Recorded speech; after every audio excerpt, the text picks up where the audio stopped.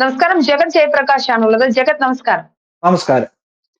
ലോകരാഷ്ട്രീയത്തിൽ വളരെ വലിയ എന്താ പറയാ ലോകരാഷ്ട്രീയത്തിന്റെ മുഖത്തെ തന്നെ മാറ്റുന്ന ഒരു കാര്യമാണ് യുക്രൈൻ റഷ്യ വാറുമായി ബന്ധപ്പെട്ട് ഇപ്പോൾ നടക്കുന്ന ചർച്ചകൾ.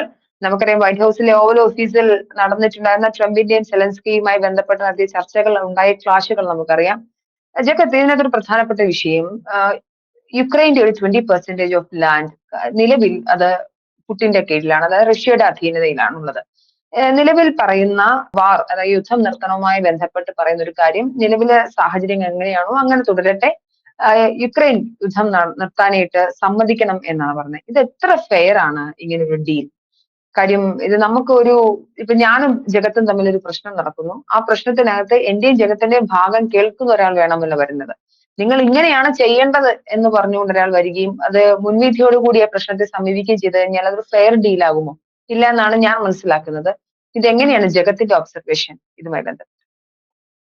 ഈ ഡീലിലെ ഫെയർനെസ് നമ്മൾ മനസ്സിലാക്കണം എന്നുണ്ടെങ്കിൽ സോവിയറ്റ് റഷ്യ ഡിസോൾവ് ആയ സമയത്തെ ആ ഒരു സാഹചര്യം നമ്മൾ മനസ്സിലാക്കേണ്ടത്. കാരണം സോവിയറ്റ് റഷ്യ ഡിസോൾവ് ആവുന്ന ആ സമയത്ത് നമ്മുടെ ഈസ്റ്റ് ജർമ്മനിയും വെസ്റ്റ് ജർമ്മനിയും റീയൂണിഫിക്കേഷൻ നടക്കുന്നുണ്ട് 1989. അപ്പൊ ആ റീയൂണിഫിക്കേഷൻ നടന്ന സമയത്ത് US-ന്റെ നേതൃത്വത്തിലുള്ള വെസ്റ്റേൺ പവേഴ്സ് ഒരു ഇഞ്ച് പോലും ഈസ്റ്റിലോട്ട് നീങ്ങത്തില്ല എന്നുള്ള ഒരു ഉടമ്പടി അല്ലെ ഒരു കരാറ് അന്ന് ഗോർബച്ചേവുമായിട്ട് അന്ന് ഒരു സ്പീക്കിംഗ് ടേംസിൽ എത്തിയ ശേഷമാണ് ഇത് ഡിസോൾവ് ചെയ്യുന്നത്. കാരണം റഷ്യയെ സംബന്ധിച്ചിടത്തോളം റഷ്യക്ക് ഒരു ഡിഫെൻസീവ് മെക്കാനിസം ഉണ്ട്. അപ്പൊ അവരെപ്പോഴും ഒരു ഡിഫെൻസീവ് മെക്കാനിസത്തിലാണ് വർക്ക് ചെയ്യുന്നത്. കാരണം രണ്ട് തരത്തിലുള്ള ഐഡിയോളജികളായിരുന്നു അന്ന് ക്ലാഷ് ചെയ്തുകൊണ്ടിരുന്നത്. ഇപ്പം ഒരു കമ്മ്യൂണിസ്റ്റ് ഐഡിയോളജിയും പിന്നെ ഒരു ക്യാപിറ്റലിസ്റ്റ് ഐഡിയോളജിയും തമ്മിലുള്ള ഒരു ക്ലാഷ് ആയിരുന്നു കോൾഡ് വാറിന്റെ സമയത്ത് നടന്നത്. അതിനുശേഷം കോൾഡ് വാർ കൾമിനേഷൻ ആയ സമയത്ത് ഈ റഷ്യൻ ഫെഡറേഷൻ എന്നുള്ള രാജ്യം നിലവിൽ വരികയും ബാക്കിയുള്ള റിപ്പബ്ലിക്കുകളെല്ലാം ഒരു ഇൻഡിവിജ്വൽ രാജ്യങ്ങളായിട്ട് മാറുകയും ചെയ്തു. അപ്പൊ അന്നത്തെ സാഹചര്യത്തില് റഷ്യയുടെ ഭാഗത്തുണ്ടായിരുന്ന ഈസ്റ്റേൺ ബ്ലോക്കിന്റെ ഭാഗമായിരുന്നു ഇന്നത്തെ കിഴക്കൻ ജർമ്മനി. അപ്പം കിഴക്കൻ ജർമ്മനിയും അന്ന് ബെർലിൻ വാൾ തകർത്ത ശേഷം അത് ജർമ്മനി യൂണിഫൈ ചെയ്യുന്ന സമയത്താണ് ഞാൻ മുമ്പേ പറഞ്ഞ ഇനി അവരാരും ഈസ്റ്റിലോട്ട് കടന്നു കയറില്ല, അല്ലെ ഈസ്റ്റിലോട്ട് ഇങ്ങനെ പുതിയൊരു സഖ്യത്തിന് വേണ്ടി അവരാരും വരുത്തില്ല എന്നുള്ള ഒരു ഉറപ്പ് പുറത്താണ്. പക്ഷെ ഇതിനു ശേഷം സൈലന്റ് ആയിട്ട് നാറ്റോയിലേക്ക് പഴയ സോവിയറ്റ് ബ്ലോക്കിലെ രാജ്യങ്ങളെല്ലാം ഒന്നൊന്നായിട്ട് ചേർന്നുകൊണ്ടിരുന്നു.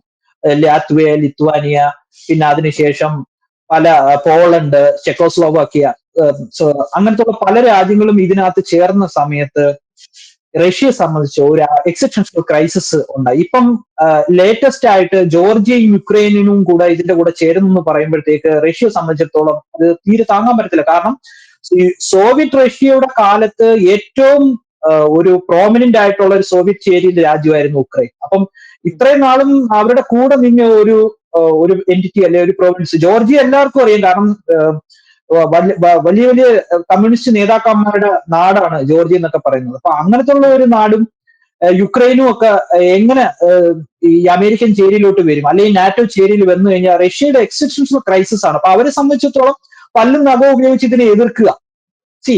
നമുക്ക് വേറൊരു ഹിസ്റ്റോറിക്കൽ ഒരു സംഭവം കൂടെ നോക്കണ്ടേ. ക്യൂബൻ മിസൈൽ ക്രൈസിസ് എല്ലാവർക്കും അറിയാവുന്നതാണ്. അതായത് പണ്ട് സോവിയറ്റ് റഷ്യയുടെ നേതൃത്വത്തിൽ ക്യൂബയിൽ കൊണ്ടുപോയി മിസൈൽസ് ഡിപ്ലോയ് ചെയ്തു. അപ്പൊ അന്ന് ആ മിസൈൽ ഡിപ്ലോയ് ചെയ്ത സമയത്ത് ജോൺ എഫ് കെന്നഡി ആയിരുന്നു US പ്രസിഡന്റ്. അദ്ദേഹം അന്ന് അതിനെ ഇന്റർവ്യൂ ചെയ്യുകയും വലിയ രീതിയിലുള്ള റിട്ടാലിയേഷൻ ഉണ്ടാവും എന്ന് പറയുന്നതിനെ തുടർന്ന് പിന്നീട് അതൊരു ഡിപ്ലോമാറ്റിക് ആയിട്ടുള്ള രീതിയിൽ ആ മിലിറ്ററി ഇൻസ്റ്റലേഷനും ആ ഒരു മിസൈൽ ഇൻസ്റ്റലേഷനൊക്കെ അവിടുന്ന് റിമൂവ് ചെയ്യുകയും പിന്നെ അന്നൊരു വാക്ക് കൊടുത്തു, US ഒരിക്കലും ക്യൂബ ആക്രമിക്കില്ല, അതിനെ ടെറിട്ടോറിയൽ ഇന്റഗ്രിറ്റി അവർ കാത്തു സൂക്ഷിക്കാമെന്ന് US പറഞ്ഞതിന്റെ നേതൃത്വത്തിലാണ് അന്ന് ഒരു ഗീവ് ആൻഡ് ടേക്ക് ഡിപ്ലോമസി പോളിസിയുടെ നേതൃത്വത്തിലാണ് അവിടുന്നുള്ള ക്യൂബൻ മിസൈൽ ക്രൈസിസ് അവസാനിച്ചത്. കാരണം അന്ന് ലോകം എല്ലാവരും ഞെട്ടിപ്പോയതാണ്. കാരണം ക്യൂബയിൽ ആണവ മിസൈൽ കൊണ്ടുവന്ന് വെച്ച ശേഷം US ആണവ മിസൈൽ അയക്കുക എന്ന് പറഞ്ഞു കഴിഞ്ഞാൽ അതൊരു വലിയ ഒരു ഇഷ്യൂ ആയിരുന്നു. അപ്പൊ ആ ഒരു ഇഷ്യൂ ഡീഎസ്കലേറ്റ് ചെയ്തു. എങ്ങനെ അവര് അത് തീർത്തോ. അപ്പൊ അതേ സീരിയസ്നെസ് അപ്പം ക്യൂബയിൽ ഒരു മിസൈൽ കൊണ്ടുവെക്കുന്ന US സഹിക്കാൻ പറ്റുമോ? അതുപോലെ തന്നെയാണ് യുക്രൈനിൽ ഒരു മിസൈൽ കൊണ്ടുവെക്കുന്നത്, നാറ്റോയുടെ നേതൃത്വത്തിൽ റഷ്യക്ക് നേരെ ഒരു മിസൈൽ കൊണ്ടുവെക്കുന്നത് ഒരിക്കലും റഷ്യക്ക് സഹിക്കാൻ പറ്റത്തില്ല. അങ്ങനെ വരുമ്പോൾ ഈ ഹിസ്റ്റോറിക്കൽ സംഭവങ്ങളെല്ലാം നമ്മൾ പരിശോധിക്കണം. ഇന്നലെ 2023 നമ്മൾ അല്ലെ 2022 സെലൻസ്കി ഇത് ഇത് ആക്രമിച്ചു അല്ലെങ്കിൽ അങ്ങനെ ഒരു യുദ്ധം തുടങ്ങി എന്ന് പറയുന്നതിനകത്ത് ഒരു അർത്ഥമില്ല. ഇത്ര ഹിസ്റ്റോറിക്കൽ ആയിട്ടുള്ള കാര്യങ്ങൾ നമ്മൾ പരിശോധിച്ച് വരുമ്പോഴത്തേക്ക് രണ്ടുപേരുടെ ഭാഗത്തും ന്യായമുണ്ട്. അപ്പൊ അങ്ങനെ വരുമ്പോ ഈ റഷ്യയുടെ ഒരു ടെറിട്ടറി അല്ലെന്നുണ്ടെങ്കിൽ ഒരു സഹോദര രാജ്യമായിട്ട് 1991 വരെ ഉണ്ടായിരുന്ന ഒരു രാജ്യം പെട്ടെന്ന് ഒരു ഹോസ്റ്റലായിട്ട് മാറുക എന്ന് വെച്ചാൽ അവർക്ക് സഹിക്കാൻ പറ്റത്തില്ല. അപ്പൊ അവരതിന് നേരെ ആക്രമണം നടത്തി അവർ ടെറിട്ടറി പിടിച്ചെടുത്തു. ഇനി രണ്ടാമത്തെ ഇതിനകത്തുള്ള ഒരു വസ്തുത എന്താണെന്ന് വെച്ച് കഴിഞ്ഞാല് ഇപ്പൊ അവർ പിടിച്ചെടുത്ത 4 പ്രവിശ്യകൾ നമ്മൾ നോക്കുകയാണെന്നുണ്ടെങ്കിൽ ഈ പ്രവിശ്യകളിലെല്ലാം റഷ്യൻസ് മെജോറിറ്റിയാണ് അവിടെ ഉണ്ടായിരുന്നത്. നമ്മൾ റഷ്യയുടെ ഭാഗത്തു നിന്നുള്ള വസ്തുതകൾ നമ്മൾ പരിശോധിച്ചിട്ടില്ല. ഞാൻ ഈ ഇടയ്ക്ക് റഷ്യ ടുഡേ എന്ന് പറഞ്ഞ റഷ്യയുടെ ന്യൂസ് മാഗസീൻ നോക്കിയ സമയത്ത് ഏകദേശം 13,000-ഓളം റഷ്യൻ സ്പീക്കിംഗ് മൈനോറിറ്റികളെ പല രീതിയിൽ ഉക്രൈനിയന്റെ ആക്രമണങ്ങളിൽ മരിച്ചിട്ടുണ്ട് കഴിഞ്ഞ ഏതാനും വർഷങ്ങളിലിടയ്ക്ക്. അത് ഡോക്യുമെന്റഡ് ആയിട്ടുള്ള ഒരു കണക്കാണ്. അപ്പം റഷ്യൻ ഭാഷ സ്പീക്ക് ചെയ്യുന്ന ആൾക്കാരെ കണ്ടുപിടിച്ച് നശിപ്പിക്കുക അല്ലെങ്കിൽ കൊല്ലാക്കൊല്ല ചെയ്യുക എന്നൊക്കെ പറയുന്നത് അവരെ സംബന്ധിച്ചിടത്തോളം സഹിക്കാൻ പറ്റത്തില്ല. അങ്ങനെ ആയപ്പോഴത്തേക്ക് നമ്മൾ ആ ഒരു പ്രസിഡൻസ് നമ്മൾ മനസ്സിലാക്കണമെന്ന് വെച്ചാൽ പണ്ട് ഇതേപോലെ തന്നെ പാകിസ്ഥാൻ ബംഗ്ലാദേശിൽ അറ്റാക്ക് നടത്തിയ സമയത്ത് ബംഗ്ലാദേശിൽ നിന്നുള്ള ആൾക്കാരെല്ലാം ഇന്ത്യയിലോട്ട് ഓടിക്കേറി വന്ന സമയത്ത് അന്നാണ് ബംഗ്ലാദേശ് ലിബറേഷൻ വാർ ഫൈറ്റ് ചെയ്യുന്നതും പിന്നെ അന്ന് ഒരു റെഫ്യൂജി ക്രൈസിസ് ഇന്ത്യയിൽ സംഭവിച്ചു. ഇതിന് സമാനമായ ഒരു സാഹചര്യമാണ് റഷ്യയിലും സംഭവിച്ചത്. അപ്പം ഈ യുക്രൈനിലുള്ള റഷ്യൻ സ്പീക്കിംഗ് മൈനോറിറ്റികളെ ഉക്രൈൻകാര് പ്രോസിക്യൂട്ട് ചെയ്യാൻ തുടങ്ങിയ സമയത്ത് പിന്നീട് ഉക്രൈനി ഭാഷ ഉക്രൈന്റെ ഒഫീഷ്യൽ ലാംഗ്വേജ് ആയിട്ട് അവര് ചെയ്ത ശേഷം നമ്മളിതെല്ലാം സൂചിക്കുന്ന ഒരു 10-15 അല്ലെങ്കിൽ ഒരു 20 വർഷത്തിനിടയ്ക്കാണ് ഇത്രയും റാഡിക്കൽ ആയിട്ടുള്ള മാറ്റം ഉക്രൈനിൽ സംഭവിക്കുന്നത്. കാരണം ഒരു ഒരു ആന്റി റഷ്യൻ സെന്റിമെന്റ്സ് അവിടെ വർക്ക്ഔട്ട് ചെയ്ത് റഷ്യൻ സ്പീക്കിംഗ് ആയിട്ടുള്ള ആൾക്കാർക്ക് അവിടെ ജീവിക്കാൻ പറ്റുന്നില്ല, അവരെ പ്രോസിക്യൂട്ട് ചെയ്യുന്നു, അവർ ഓടിപ്പോകുന്നു. ഇങ്ങനത്തെ ഒരു സാഹചര്യം വരുമ്പോഴത്തേക്ക് റഷ്യ ഇന്റർവ്യൂൻ ചെയ്യും. കാരണം അവർക്ക് അവരുടെ ആൾക്കാരെ മൈനോറിറ്റി ഇപ്പൊ ഇന്ത്യക്ക് എന്ത് ഇൻട്രസ്റ്റ് ആണ് ബംഗ്ലാദേശിൽ ഉണ്ടായിരുന്നത്? ഇന്ത്യയിൽ ബംഗ്ലാദേശിൽ നിന്ന് ഓടി വരുന്ന ഹിന്ദുക്കളെയോ അല്ലെന്നുണ്ടെങ്കിൽ റിലീജിയസ് മൈനോറിറ്റിയോ സംരക്ഷിക്കാൻ വേണ്ടി അതേ ഇൻട്രസ്റ്റ് ആണ് റഷ്യക്ക് യുക്രൈനിലുള്ള റഷ്യൻ സ്പീക്കിംഗ് മൈനോറിറ്റികളിലുള്ളത്. അപ്പൊ ഈ ഒരു വിഷയം നമ്മൾ അഡ്രസ് ചെയ്യണം.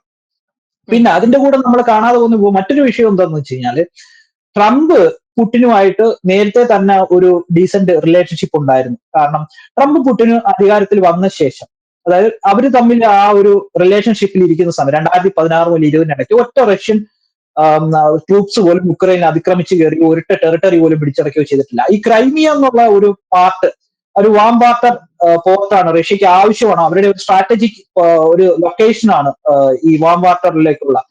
റഷ്യക്ക് ബാക്കിയെല്ലാം ആർട്ടിക് ആയിട്ട് ബന്ധപ്പെട്ട അല്ലെന്നുണ്ടെങ്കിൽ പസഫിക്കുമായിട്ട് ബന്ധപ്പെട്ട കോസ്റ്റുകളേ ഉള്ളൂ. അതൊന്നും not navigable ports during the time of winters. അപ്പൊ അവർക്ക് ഒരു മിലിറ്ററി ഇൻസ്റ്റലേഷൻ സോവിയറ്റ് റഷ്യയുടെ ഒരു വളരെ ഏബിൾ ആയിട്ടുള്ള ഒരു കേപ്പബിൾ ആയിട്ടുള്ള മിലിറ്ററി ഇൻസ്റ്റലേഷൻ ആയിരുന്നു ക്രൈമിയയിൽ ഉണ്ടായിരുന്നത്. അപ്പൊ ആ ക്രൈമിയയിലുള്ള അത് സംരക്ഷിക്കുക, അതിന്റെ ഒരു ഇന്റഗ്രിറ്റി കാത്തു സൂക്ഷിക്കുക എന്നൊക്കെ റഷ്യയെ സംബന്ധിച്ചിടത്തോളം ആത്യന്തികമായിട്ട് അവർക്ക് അത് കീഴടക്കേണ്ടി വന്നു. കാരണം അത് ഞാൻ നേരത്തെ സൂചിപ്പിച്ചതുപോലെ തന്നെ നാറ്റോ പയ്യെ ക്രീപ്പ് ചെയ്ത് കയറുന്നതനുസരിച്ച് റഷ്യക്ക് പിന്നെ പ്രതിരോധിക്കാൻ പറ്റാത്ത ഒരു സാഹചര്യം വന്നപ്പോൾ റഷ്യ അതിന് അന്ന് അതുപോലെ ഇത് നമ്മൾ നോക്കണം കഴിഞ്ഞ ഒരു 15 വർഷമായിട്ട് കൾമിനേറ്റ് ചെയ്ത് ഇപ്പൊ അത് പൊട്ടിത്തെറിച്ചു എന്ന് വേണം നമുക്കത് മനസ്സിലാക്കാം. അല്ലാതെ ഇന്നലെയോ മെനിഞ്ഞാന്നോ സംഭവിച്ച ഒരു വിഷയമല്ല. അല്ലാതെ സെലൻസ്കിയോടുള്ള ഒരു പ്രത്യേക വിരോധമൊന്നുമല്ല. സെലൻസ്കിക്ക് മുന്നേ ഇരുന്ന പ്രസിഡന്റ് അദ്ദേഹം വളരെ പ്രോ വെസ്റ്റേൺ സ്റ്റാൻസ് ആയിരുന്നു. അപ്പം ആ വെസ്റ്റേൺ സ്റ്റാൻസിന്റെ ഒരു കണ്ടിന്യൂഷനുമാണ് ഇപ്പം ഇവിടെ സംഭവിച്ചത്. അതിനു മുന്നേ ഇരുന്ന പ്രസിഡന്റ് കുറച്ച് റഷ്യൻ അലൈൻഡ് അദ്ദേഹത്തിന്റെ കാര്യങ്ങളൊക്കെ അങ്ങനെയായിരുന്നു. പക്ഷെ അദ്ദേഹത്തെ അധികാരത്തിൽ നിന്ന് പുറത്താക്കാൻ വേണ്ടിയിട്ടുള്ള ഒരു വലിയ പ്രക്ഷോഭമൊക്കെ റഷ്യയിൽ നടക്കുകയും ഒരു മൈതാൻ മൂവ്മെന്റ് എന്ന് പറഞ്ഞ ഒരു മൂവ്മെന്റ് നടക്കുകയും അതിനുശേഷം അദ്ദേഹം അധികാരത്തിൽ നിന്ന് പുറത്തു പോവുകയൊക്കെ ചെയ്തു. അതിനുശേഷമാണ് ഒരു വെസ്റ്റിന് അലൈൻഡ് ആയിട്ടുള്ള ഒരു ഗവൺമെന്റ് ഉക്രൈനിൽ വരുന്നത്. അതിന്റെ തുടർച്ചക്കാരനായിട്ട് പിന്നീട് സെലൻസ്കി വരികയും ചെയ്തു. അപ്പൊ ഇത്രയൊക്കെ കാര്യങ്ങൾ നമ്മൾ പരിശോധിക്കുന്ന സമയത്ത് റഷ്യയുടെ ഭാഗത്ത് ന്യായമുണ്ട്, ഉക്രൈന്റെ ഭാഗത്ത് മാത്രമല്ല ന്യായമുള്ളത്. ഈ റഷ്യൻ സ്പീക്കിംഗ് മൈനോറിറ്റിയും പിന്നെ ഈ നാറ്റോയുടെ ഇന്റിമിഡേഷനും ഒക്കെ വെച്ച് നോക്കുമ്പോൾ ഇപ്പൊ ഈ യുദ്ധം തീർക്കേണ്ടത് ഉക്രൈന്റെ ആവശ്യമാണ്. കാരണം ഉക്രൈനിലെ 30% ആൾക്കാർ ഡിസ്പ്ലേസ് ആയി അല്ലെ മരിച്ചുപോയി. അപ്പം ഇനി ആൾക്കാർ മരിക്കുന്നതിനകത്ത് അർത്ഥമില്ല. കാരണം നമുക്ക് തന്നെ അറിയാം ആൾക്കാരുടെ ജീവൻ എന്തോരം വിലയുള്ളതാണ്. ഇപ്പം നമ്മുടെ തന്നെ വയനാട്ടിൽ ഉരുൾപൊട്ടി എത്രയോ ആൾക്കാർ മരിച്ചു.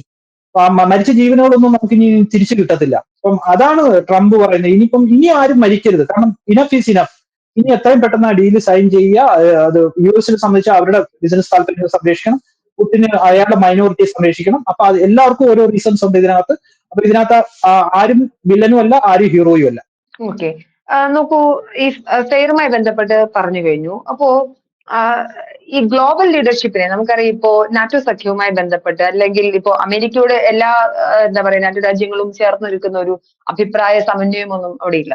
അപ്പോ സത്യത്തിൽ ഒരു ഗ്ലോബൽ ലീഡർഷിപ്പിനായിട്ട് യുക്രൈനെ US അബാൻഡൻ ചെയ്യുകയാണെന്ന് പറഞ്ഞു കഴിഞ്ഞാൽ, അല്ലെങ്കിൽ നാറ്റോ രാജ്യങ്ങൾക്കിടയിലെ എതിർപ്പുകളെ മുതലെടുക്കുകയാണെന്ന് ഒരു സ്റ്റേറ്റ്മെന്റ് പറഞ്ഞു കഴിഞ്ഞാൽ അതിനെ അംഗീകരിക്കുമോ ജഗൻ? ഇത്രയും നാളും US സപ്പോർട്ട് ചെയ്തുകൊണ്ടിരുന്നതായിരുന്നു ഉക്രൈന്. അൺകണ്ടീഷണൽ സപ്പോർട്ടായിരുന്നു കൊടുത്തുകൊണ്ടിരുന്നത്. വാർ ഇപ്പൊ തീരും, അല്ലെന്നുണ്ടെങ്കിൽ റഷ്യ പിൻവാങ്ങും എന്നുള്ള രീതിയിൽ.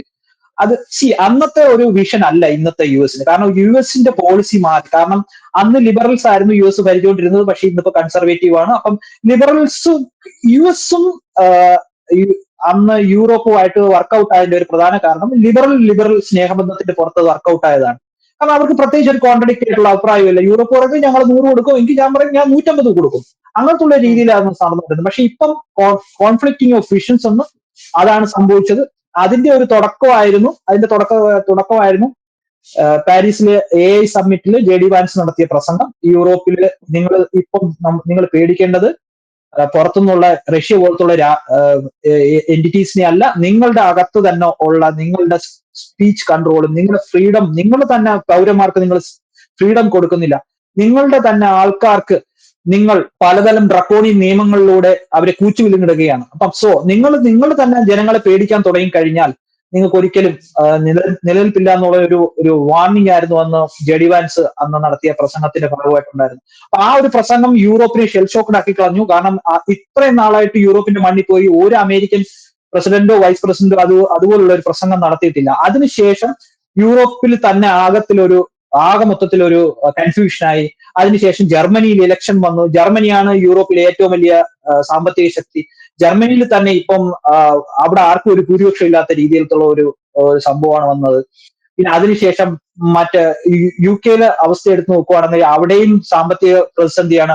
ഫ്രാൻസിനും രാഷ്ട്രീയ അനിശ്ചിതത്വം. ഇപ്പം ജർമ്മനി UK ഫ്രാൻസും ഇല്ലാതെ യൂറോപ്പ് ഒന്നുമില്ല. അപ്പം ഈ ഒരു സാഹചര്യം വരുമ്പോഴത്തേക്ക് ഈ ലിബറൽ മൈൻഡ് സെറ്റ് ഉള്ള മാക്രോണും അല്ലെങ്കിൽ സ്റ്റാർമറും ഓൾഫും ഒക്കെ നിന്ന് എത്രത്തോളം ഇവർ സപ്പോർട്ട് ചെയ്യാൻ പറ്റും, എത്രത്തോളം കാശ് കൊടുക്കാൻ പറ്റും, എത്രത്തോളം ഇവർക്ക് ട്രൂപ്സിനെ അയക്കാൻ പറ്റും ഉക്രൈനിലോട്ട്. അപ്പം ഇവർക്കെല്ലാം ജസ്റ്റ് ഇവരെല്ലാം സംസാരിക്കാൻ നല്ലാതെ ഇവരെ കൊണ്ടൊന്നും ആക്ഷൻ ഒന്നും എടുക്കാൻ പറ്റത്തില്ല. ആക്ഷൻ എടുക്കണമെങ്കിൽ US പണവും വേണം, US സോൾജേഴ്സും പോണ്ടി വരും. ഈവൻ അന്ന് അത്രയും ഒരു പ്രശ്നം ഉണ്ടായ സമയത്ത് പോലും നിങ്ങൾ ഈ കരാറിനകത്ത് ഒപ്പിട്ട് കഴിഞ്ഞാൽ ഞാൻ പുടിനുമായിട്ട് സംസാരിച്ച ശേഷം ആവശ്യം ഉണ്ടെന്നുണ്ടെങ്കിൽ അമേരിക്കൻ ട്രൂപ്സിന് ഡിപ്ലോയ് ചെയ്യാന്ന് വരെ ട്രംപ് പറഞ്ഞതായിരുന്നു. അതിനുശേഷമായിരുന്നു അവിടെ ഒരു പൊട്ടിത്തെറി ഉണ്ടായത്. ഇപ്പോഴും പല ആൾക്കാർക്കും അന്ന് അവിടെ സംഭവിച്ചത് എന്താണെന്നതിനെ പറ്റി ഒരു വ്യക്തമായിട്ടുള്ള ധാരണയില്ല. അതിനെപ്പറ്റി ഒരു ചെറിയൊരു വിശദീകരണം കൂടെ നടത്തേണ്ടത് എനിക്ക് തോന്നുന്നു അതിപ്പോ ഒരു ആവശ്യമായിട്ട് വന്നിട്ടുണ്ടെന്ന് തോന്നുന്നു. കാരണം സെലൻസ്കി എന്തിനാണ് US പോയത്? ട്രംപുമായിട്ട് ഉള്ള പീസ് ഡീലിൽ ഒപ്പിടാനാണ്. അപ്പൊ എന്തിനാണ് പോകുന്ന ആ കാര്യം ചെയ്തിട്ട് വരിക, അല്ലാതെ മറ്റുള്ള കാര്യത്തിനകത്ത് അവിടെ പോകാനും തലയിടാനും ഒന്നും നടക്കരുത്. നടന്നു കഴിഞ്ഞാൽ കൂടുതൽ ആളാവ് ശ്രമിച്ചു കഴിഞ്ഞാൽ എന്താണ് സംഭവിക്കുന്നത്? അതാണ് സെലൻസ്കി സംഭവിച്ചത്. കാരണം പുടിനും ട്രംപുമായിട്ട് ഒരു ഫോൺ സംഭാഷണം നടത്തി, അതുമായിട്ട് ബന്ധപ്പെട്ട് ഒരു സീസ് ഫയർ ഒക്കെ നടത്തി അവിടുത്തെ ഒരു കാര്യങ്ങൾ സെറ്റിൽ ചെയ്യാന്നുള്ള രീതിയിൽ. അപ്പൊ ട്രംപ് പറഞ്ഞു എനിക്ക് ഒരു മാസത്തെ സമയം താ, നിങ്ങളൊന്ന് സീസ് ഫയർ ചെയ്യും, ഓക്കെ, അപ്പം നമുക്ക് ഈ യുദ്ധം ഒന്ന് ചെറുതായിട്ട് പോസ് ചെയ്ത ശേഷം ഒന്ന് സംസാരിച്ച്, ഞാൻ നിങ്ങളുടെ സംസാരിച്ച പോലെ തന്നെ ഞാൻ സെലൻസ്കി അടുത്തും സംസാരിക്കും, സെലൻസ്കി സംസാരിച്ചിട്ട് നമുക്ക് ഒരു വ്യക്തമായിട്ടുള്ള ഡീലിലെത്താം. അപ്പൊ അന്ന് നടന്ന ട്രംപുമായിട്ട് നടന്ന സംഭാഷണത്തിന്റെ പുറത്തിലാണ് ഇപ്പൊ ഈ റഷ്യൻ മൈനോറിറ്റീസിനെ പറ്റിയുള്ള കാര്യങ്ങളും ഈ നാറ്റോയുടെ കടന്നു കയറ്റവും. അപ്പം റഷ്യയെ സംബന്ധിച്ചിടത്തോളം നാറ്റോ ഇനി ഒരു ഇഞ്ച് പോലും കടന്നു കയറാൻ പാടില്ല. ഓക്കെ, അവരെ സംബന്ധിച്ചിടത്തോളം ജോർജിയയും ഉക്രൈനും ഒന്നും ചേരാൻ പാടില്ല എന്നുള്ള കാര്യത്തിൽ അതിന് ഈ പുടിന് ഇനി യാതൊരു ഇതുമില്ല. ഇനി അങ്ങനെ കടന്നു കയറി കഴിഞ്ഞാൽ പിന്നെ ഇപ്പം പുടിനെ സംബന്ധിച്ചിടത്തോളം ഒരു എക്സിസ്റ്റൻഷ്യൽ ക്രൈസിസ് ആണ്. അപ്പൊ അങ്ങനെ വന്നു കഴിഞ്ഞാൽ പിന്നെ പുടിൻ ഒന്നും നോക്കാനില്ല. ചിലപ്പോൾ ന്യൂക്ലിയർ വെപ്പൺസ് വരെ ഉപയോഗിച്ചെന്നിരിക്കും. പക്ഷെ അതിന് ട്രംപ് സമ്മതിക്കത്തില്ല. കാരണം ട്രംപ് കുറച്ചുകൂടെ പ്രാഗ്മാറ്റിക് ആണ്. ഒരു ബിസിനസ് ഡീൽ വഴി അത് ക്ലോസ് ചെയ്യാനാണ് നോക്കുന്നത്. പക്ഷെ ഇങ്ങനത്തുള്ള ഒരു സാഹചര്യത്തിൽ പോലും അവിടെ ചെന്നിട്ട് സെലൻസ്കി ചെയ്ത് എന്താന്ന് വെച്ചാൽ അവിടെ പോയിട്ട് പഴയ ഡെമോക്രാറ്റിക് ആൾക്കാരെ 2-3 പേര് മീറ്റ് ചെയ്യുകയും അവരുടെ ഗ്യാസ് ലൈറ്റിങ്ങിന് ഭാഗമായിട്ട് ഇവിടെ വന്നിരുന്ന് അവര് പറഞ്ഞെന്താന്ന് വെച്ചാൽ ഡെമോക്രാറ്റ്സിന്റെ ചില ആൾക്കാർ ട്വീറ്റ് വരെ ചെയ്തിട്ടുണ്ടായിരുന്നു. ഇപ്പൊ ആ ട്വീറ്റ് ഒക്കെ പിൻവലിച്ചു. അപ്പൊ അത് സംഭവിച്ച എന്താന്ന് വെച്ച് കഴിഞ്ഞാല് സെലൻസ്കി അവിടെ ചെന്ന സമയത്ത് സെലൻസ്കി എടുത്ത് പറഞ്ഞു ട്രംപിനെ വില്ലിഫൈ ചെയ്യുന്ന രീതിയിൽ അവർ സംസാരിച്ചു. ഒബ്വിയസ്ലി പൊളിറ്റിക്കൽ ഒപ്പോണൻസ് ആണ്. ട്രംപിനെ വില്ലിഫൈ ചെയ്യുന്ന രീതിയിൽ സംസാരിച്ചു. ട്രംപ് ഒരു ബിസിനസ്സുകാരനാന്ന് പറഞ്ഞു, നിങ്ങൾ രാജ്യം അങ്ങനെ അവനെ വിൽക്കരുത്, അയാൾ നിങ്ങളുടെ രാജ്യത്തെ താറുമാറാക്കും, അവന് പുട്ടിന്റെ വാക്കും കേട്ടാണ് വരുന്നത്, അവര് തമ്മിൽ നേരത്തെ ഡീലായി നിന്നെ മണ്ടനാക്കുവാണെന്നുള്ള രീതിയിൽ ഗ്യാസ് ലൈറ്റ് ചെയ്തപ്പോഴത്തേക്ക് ഇതെല്ലാം മനസ്സിൽ വെച്ചിരുന്ന് ഈ കൊമേഡിയൻ ഇൻ കാർഗോ പാൻസ് അവിടെ ചെന്ന ശേഷം അയാൾക്ക് എന്താണ് പറയണം എന്നുള്ള രീതിയിൽ അറിയത്തില്ല. അപ്പൊ നമ്മുടെ ഇവിടുത്തെ രാഹുൽ ഗാന്ധി തന്നെ പല സ്ഥലങ്ങളിൽ പോയാൽ തന്നെ ഔട്ട് ഓഫ് കോണ്ടെക്സ്റ്റ് സംസാരിക്കുകയും പല രീതിയിലുള്ള ചില മണ്ടത്തരങ്ങൾ അദ്ദേഹം പറയുകയും ചെയ്യുന്നുണ്ട്. അപ്പൊ അതുപോലത്തുള്ള ഒരു നേച്ചറാണ് സെലൻസ്കിയും കാണിച്ചത്. അവിടെ ചെന്നിരുന്നിട്ട് എന്ത് പറയണം, എവിടെ ഇരുന്ന് പറയണം എന്നുള്ളതിനെ പറ്റി ഒരു ധാരണയില്ലായിരുന്നു. ട്രംപ് മാക്സിമം സഹിച്ചു, ക്ഷമിച്ചു. 40 മിനിറ്റുള്ള അൺഎഡിറ്റഡ് ആയിട്ടുള്ള ഫൂട്ടേജ് ഉണ്ട്, അത് അവൈലബിൾ ആണ്. അത് കണ്ട് മനസ്സിലാക്കാൻ പറ്റുന്നവർക്ക് മനസ്സിലാക്കാൻ പറ്റും. അവസാനം അപമാനത്തിന്റെ കൊടുമുടി എത്തിക്കഴിഞ്ഞപ്പോഴാണ് ട്രംപിന് വേണ്ടിയിട്ട് JD വാൻസ് ഇടപെടുകയും JD വാൻസ് പൊട്ടിത്തെറിക്കുകയും സംഭവിച്ചത്. അപ്പൊ അങ്ങനത്തെ ഒരു സാഹചര്യം വരുത്തി വെച്ചത് സെലൻസ്കിയാണ്. ഇതിനു മുന്നേ പക്ഷേ ഇവിടെ തീർച്ചയായിട്ടും ഞാൻ ആ ലൈവ് കണ്ടിരുന്നു. അതിനുശേഷം ഡീറ്റെയിൽ ആയിട്ട് വിഷയത്തെ ഒബ്സർവ് ചെയ്യുന്നു. പല ആളുകളും സെലൻസ്കിയെ കാണിക്കുന്ന അല്ലെ പോർട്രേ ചെയ്യുന്നത്, പ്രത്യേകിച്ച് മലയാളികളെ കാണിക്കുന്നത് ട്രംപിന് നേരെ നിന്ന് സംസാരിച്ച ധീരനായ നേതാവ് എന്ന രീതിയിലൊക്കെയാണ് ജഗത്ത്. അങ്ങനെ ഒരു കാര്യം കൂടി ഇവിടെ സംഭവിക്കുന്നുണ്ട്. ഈ മണ്ടത്തരത്തിനും ധൈര്യത്തിനും തമ്മിൽ ഒരു നേരിയ ഒരു ബൗണ്ടറി മാത്രമേ ഉള്ളൂ. അത് നമ്മൾ മനസ്സിലാക്കണം. മനസ്സിലായില്ലേ? അപ്പം നമ്മൾ വലിയ ധീരനാണെന്ന് പറഞ്ഞിട്ട് എവിടെയും പോയിരുന്ന എന്ത് ഡയലോഗ് അടിക്കാമെന്നൊന്നും വിചാരിക്കുന്ന ഒരു കാര്യമില്ല. ട്രംപിന്റെ അടുത്തൊക്കെ പോയിരുന്ന് സംസാരിക്കുമ്പം നമ്മൾക്ക് വളരെ ശ്രദ്ധ വേണം. ഇവനെ സംബന്ധിച്ച് ഇവൻ ലൂസറാണ്. ഇവൻ എന്തിനാണ് പോയത്? അവൻ ബെഗ് ചെയ്യാനാണ് പോയത്. എന്ത് ബെഗ് ചെയ്യാൻ? കൂടുതൽ പൈസ തരണം, കൂടുതൽ ആളെ തരണം, അല്ലെന്നുണ്ടെങ്കിൽ കൂടുതൽ വെപ്പൺസ് തരണം. Beggars are not choosers. ബെഗേഴ്സിന് ഓപ്ഷൻ ഇല്ല. ആരെന്ത് തരുന്നു അത് വാങ്ങിക്കുക, പോവുക. അല്ലാതെ നമ്മൾ അവിടെ ചെന്നിരുന്ന് അവരെ വെല്ലുവിളിക്കാനും അവരുടെ ഇതിന് പോയി കഴിഞ്ഞാൽ ഇത് തന്നെ സംഭവിക്കും. ഇപ്പം തിരിച്ച് അവിടെ ചെന്നു UK ചെന്നപ്പോ UK $5 ബില്യൺ കൊടുക്കാന്ന് പറയും. $5 ബില്യൺ എന്ന് വെച്ചാൽ 2 ദിവസം പോലും വാർ ചെയ്യാനുള്ള പൈസ ഇല്ല. കീർ സ്റ്റാർമറിനെയാണ് US തിരിച്ച് കീർ സ്റ്റാർമറെ കണ്ടു. കീർ സ്റ്റാർമറും യൂറോപ്യൻ നേതാക്കളുമായിട്ട് ഒരു വലിയൊരു മീറ്റിംഗ് ഒക്കെ നടത്തി. അതിനുശേഷം ഇപ്പം സെലൻസ്കി പറയുന്നുണ്ട്, ഞാൻ വരാം, ഞാൻ വന്ന് ഡീല് സൈൻ ചെയ്യാം എന്നൊക്കെ ഉള്ള രീതിയിൽ വീണ്ടും സെലൻസ്കി കറങ്ങി തിരിഞ്ഞ് വരുന്നുണ്ട്. എനിക്കറിയത്തില്ല ഇനി എന്തായി തീരുമെന്നുള്ളത്, നമുക്ക് കാത്തിരുന്ന് കാണണം. ബട്ട് ഞാൻ ഈ പറഞ്ഞ പോലെ ബെഗേഴ്സ് ആർ നോട്ട് ചൂസേഴ്സ്. സെലൻസ്കിയെ സംബന്ധിച്ചിടത്തോളം ഇനി ഓപ്ഷൻ ഒന്നുമില്ല. അവിടെ ചെന്ന് നിർവാദം മാപ്പ് പറയുക, ഡീൽ ഒപ്പിടുക, മരണങ്ങൾ ഒഴിവാക്കുക. കാരണം ആൾക്കാർ മരിച്ചുകൊണ്ടിരിക്കുകയാണ്. ഇപ്പം അവിടെ യുക്രൈനിൽ സംഭവിച്ച എന്താണെന്നറിയാം. ആണുങ്ങളെല്ലാം അവിടെ നിന്ന് ഫൈറ്റ് ചെയ്ത് മരിച്ച് വീഴുകയാണ്. പെണ്ണുങ്ങളെല്ലാം കുറെ രാജ്യത്തേക്ക് അസൈലം സീക്കേഴ്സ് ആയിട്ടൊക്കെ പോയി. കുറെ പേര് തന്നെ UK യൂറോപ്യൻ രാജ്യങ്ങളിൽ പോയി. കുറെ പേരെ ഇവിടെ കാനഡയിൽ കൊണ്ടുവന്നു. കുറെ പേര് US പോയി. അപ്പൊ അങ്ങനെ ഫാമിലീസ് എല്ലാം ഡിസ്മാൻഡിലായി പോയി. അവിടെയുള്ള നഗരങ്ങളെല്ലാം ചുറ്റി ജാമ്പലായി. ഇനി ഇതിൽ കൂടുതൽ എന്ത് ലോസിന് വേണ്ടിയിട്ട് എന്തിനു വേണ്ടിയിട്ടാണ് ഇവിടെ വർക്ക് ചെയ്യുന്നത് എനിക്ക് മനസ്സിലാവുന്നില്ല. കാരണം ആക്ച്വലി റഷ്യ തോൽപ്പിക്കാൻ പറ്റും. സെലൻസ്കിയുടെ എയിം എന്താണെന്ന് പോലും സെലൻസ്കി മറന്നു പോകുന്നു. ഒരു പേഴ്സണൽ ഗ്രഡ്ജിന് വേണ്ടിയിട്ടോ അല്ലെങ്കിൽ താനൊരു വലിയ നേതാവാണെന്ന് ഷോ ഓഫ് ചെയ്യാൻ വേണ്ടിയിട്ട് മാത്രം വാശി പിടിക്കുന്ന ഒരു ചൈൽഡിഷ് ആയിട്ടുള്ള ഒരു നേതാവിനെയാണ് നമുക്ക് സെലൻസ്കിയിൽ കാണാൻ സാധിക്കുന്നത്, അല്ലെ? അതെ, US ചില പോക്കറ്റ്സിലും സോഷ്യൽ മീഡിയയിലും ഒക്കെ കിട്ടുന്ന ജോക്കർ ഓൺ എ ക്രാക്ക് എന്നാണ് അദ്ദേഹത്തെ അറിയപ്പെടുന്നത്. അതായത് ക്രാക്ക് എന്ന് പറയുന്ന അറിയാലോ, അതൊരു ഡ്രഗാണ്. ക്രാക്ക് അടിക്കുന്ന ഒരു ജോക്കറാണ് സെലൻസ്കി എന്നുള്ള രീതിയിലാണ്. കാരണം അദ്ദേഹത്തിന് അറിയത്തില്ല എന്ത് ചെയ്യണം. അദ്ദേഹം വിചാരിക്കുന്ന ആരെങ്കിലും ഒക്കെ ഗ്യാസ് ലൈറ്റ് ചെയ്യുന്നു. ചില പത്രങ്ങളിനകത്തൊക്കെ അദ്ദേഹത്തെ പറ്റി ഇങ്ങനെ എഴുതുന്നു, ഞാൻ എന്തോ ഒരു വലിയ സംഭവമാണ്, ഊരി പിടിച്ച വാളിന്റെ ഇടയിലൂടെ നടന്ന ഒരു സംഭവം എന്നുള്ള രീതിയിൽ നിന്ന് കഴിഞ്ഞാൽ ഒരു കാര്യമില്ല. അവിടെ വരുമ്പോഴത്തേക്ക് അവിടെ നിൽക്കുന്നത് ലോകത്തിലെ വലിയ പവർഫുൾ ആയിട്ടുള്ള ഒരു നേതാവാണ് ട്രംപ്. അദ്ദേഹത്തിന്റെ അടുത്ത് വന്നിട്ട് പങ്കുവച്ചു കഴിക്കുന്നതിനകത്ത് ഞാനെന്തോ വലിയ സംഭവമാണ്, അല്ലെ കുറച്ച് കമ്മി മാധ്യമങ്ങളെ എഴുതുന്നത് കണ്ട ശേഷം ഞാനൊരു വലിയ സംഭവമാണ്, റഷ്യയെയും ഞാനിപ്പം യുദ്ധം ചെയ്ത് തോപ്പിക്കും എന്നൊക്കെ വിചാരിക്കുന്നത് മണ്ടത്തരമാണ്. നമ്മളുടെ ആദ്യത്തെ നമ്മൾ ലിമിറ്റേഷൻ മനസ്സിലാക്കിയ ശേഷം വേണം നമ്മൾ എവിടെയും ചെന്ന ആർഗ്യുമെന്റിനും വെല്ലുവിളിക്കൊക്കെ പോകാൻ. അല്ലെന്നുണ്ടെങ്കിൽ നമ്മൾ എഴുതി പുകഴ്ത്താനൊക്കെ ആൾക്കാർ കാണാം. ട്രംപ് പറയുന്നത് വെച്ച് കഴിഞ്ഞാൽ UK ആണെങ്കിലും യൂറോപ്പ് മറ്റു രാജ്യങ്ങളാണെങ്കിലും നിങ്ങൾ പുകഴ്ത്തും. പക്ഷെ നിങ്ങൾക്ക് പൈസ തരാനോ നിങ്ങൾക്ക് നിങ്ങളുടെ യുദ്ധത്തിന്റെ കൂടെ നിങ്ങൾക്ക് ആയുധങ്ങൾ തരാനോ ഒന്നും ആരും കാണത്തില്ല.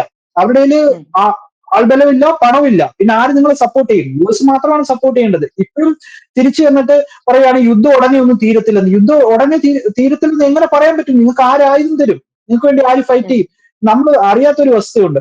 റഷ്യന്റെ ഭാഗത്ത് നിന്ന് വലിയ രീതിയിലുള്ള ആൾനാശം സംഭവിക്കുന്നു. റഷ്യയിൽ പട്ടാളക്കാരില്ല, അവിടെ തന്നെ പട്ടാളത്തിൽ ചേരാൻ ആളില്ല, അവിടത്തുള്ള ആൾക്കാരൊക്കെ ഒളിച്ചു മാറിപ്പോകും. അതിനുശേഷം ഇപ്പം നോർത്ത് കൊറിയയിൽ നിന്ന് ഒരു 10,000 ട്രൂപ്സിനെ കൊണ്ടുവന്നു റഷ്യക്ക് വേണ്ടി ഫൈറ്റ് ചെയ്യാൻ. അവര് മരിച്ചു. സി ഇപ്പൊ യുദ്ധത്തിന്റെ ഭാഗമായിട്ടെന്ന് പല ആൾക്കാർ പല രാജ്യത്ത് നിന്ന് വന്ന് റഷ്യക്ക് വേണ്ടി യുക്രൈന് വേണ്ടി ഫൈറ്റ് ചെയ്യുന്നുണ്ട്. അപ്പൊ അങ്ങനെ നോക്കുന്ന സമയത്ത് യുദ്ധം തീരണ്ടേ? എത്ര നാൾ ഇങ്ങനെ നമുക്ക് മനുഷ്യരെ കുരുതി കൊടുക്കാൻ പറ്റും? അപ്പൊ അത് വെച്ച് നോക്കുമ്പോൾ ഇനി മറ്റൊന്നും നോക്കാതെ ഈ പറയുന്ന പോലെ ഏർപ്പെടുത്തമൊക്കെ കളഞ്ഞ് ഗ്രൗണ്ട് ലെവലിൽ വന്ന ശേഷം നമ്മൾ അതിനൊരു സൊല്യൂഷൻ കണ്ടുപിടിക്കുക എന്നുള്ളത് മാത്രമാണ് ഇപ്പൊ സെലൻസ്കിയുടെ മുന്നിൽ. ട്രംപ് പറഞ്ഞിട്ടുണ്ട്, my door will be always open for you. നിങ്ങൾക്ക് എപ്പം വേണമെന്നോ അപ്പം വന്ന് തിരിച്ചു വന്ന് ഈ ഡീൽ സൈൻ ചെയ്യാൻ. ട്രംപ് ആ ഡീലൊന്നും വിഡ്രോ ചെയ്തിട്ടില്ല. അപ്പൊ അങ്ങനത്തെ ഒരു സാഹചര്യം നോക്കുമ്പോഴത്തേക്ക് ഈ ഡീൽ ഓപ്പൺ ആണ്.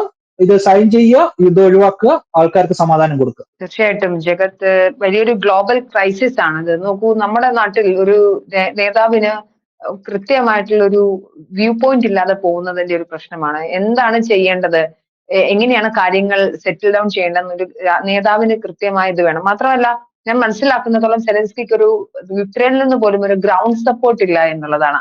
ആളുകൾ മടുത്തു കഴിഞ്ഞു. അവിടെ ക്ഷാമവും പ്രശ്നങ്ങളും പ്രതിസന്ധികളും യുദ്ധാന്തരീക്ഷമുള്ള ഒരു സമൂഹം ഒരിക്കലും സമാധാനപൂർണ്ണമാവില്ലല്ലോ. അപ്പൊ എന്തായാലും അത്തരം ഒരു വിഷയത്തിൽ ഡീൽ സൈൻ ചെയ്യുക എന്നുള്ളതാണ് ഏറ്റവും പ്രാക്ടിക്കൽ ആയിട്ടുള്ള, ഏറ്റവും എന്താ പറയുക, ഒരു കൃത്യമായ നിലപാടെന്ന് പറയുന്നത്. അതിന് സെലൻസ്കിയെ എന്ത് മടിപ്പിക്കുന്നു എന്ന് ചോദിച്ചു കഴിഞ്ഞാൽ അത് അദ്ദേഹത്തിന്റെ ഈഗോ മാത്രമാണ്. താൻ എന്തോ ഒരു വലിയ സംഭവമാണെന്നുള്ള ഒരു ഷോ ഓഫിന്റെ ഭാഗമായിട്ടാണ് ഇപ്പോഴും നിലനിൽക്കുന്നത്. പക്ഷെ അതൊരിക്കലും യുക്രൈന് ഗുണം ചെയ്യില്ല എന്നുള്ളത് ആ നാട്ടിലെ നേതാവിന് മനസ്സിലാവുന്നില്ലാത്ത അവസ്ഥയാണ്. തീർച്ചയായിട്ടും പറഞ്ഞതുപോലെ, ജഗത്ത് പറഞ്ഞ പോലെ ഡീൽ ഇപ്പോഴും ഉണ്ട്. യുക്രൈന് എപ്പോഴും അത് സെറ്റിൽ ഡൗൺ ചെയ്യാമെന്നുള്ള പ്രശ്നമേ ഉള്ളൂ. അത് ചെയ്യട്ടെ അവർ. എന്തായാലും ഒരുപാട് നന്ദി ജഗത്ത് സംസാരിച്ചു. Thank you so much.